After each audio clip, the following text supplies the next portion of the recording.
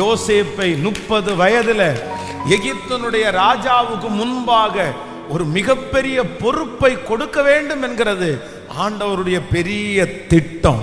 2025 வருஷத்துல உங்க மேல ஒரு பெரிய திட்டத்தை நிறைவேற்றணும்ன்றது ஆண்டவருடைய பெரிய திட்டம். உங்க கையில அதை கொடுக்கணும்ன்றது ஆண்டவருடைய திட்டம். இந்த ஜெபத்துல அதை ஆரம்பிக்கணும்னு ஆண்டவருடைய திட்டம். கர்த்தர் அதை கொடுக்கிறதுக்கு முன்னாடி ஆண்டவர் அவனை உருவாக்கினார். ஆண்டவர் அவனை உருவாக்கினார். ஏனே தெரியல. கூட பிறந்தவங்க எல்லாம் நல்லா இருக்கும்போது அவன் மட்டும் நல்லா இல்ல. கூட பிறந்தவங்க எல்லாம் நல்லா சாப்பிடும் போது இவர் மட்டும் நல்லா சாப்பிடல.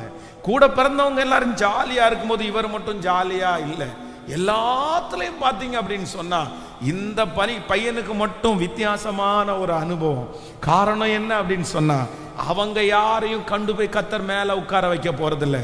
கர்த்தர் யோசேப்பை கர்த்தர் மேல கொண்டு போய் கர்த்தர் உட்கார வைக்க போறாரு.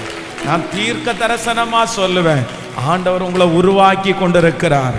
ஒரு பெரிய காரியத்திற்காய் உருவாக்கி கொண்டிருக்கிறார். ஒரு பெரிய பொறுப்பிற்காய் ஆண்டவர் உங்களுக்கு உருவாக்கி இருக்கிறார்.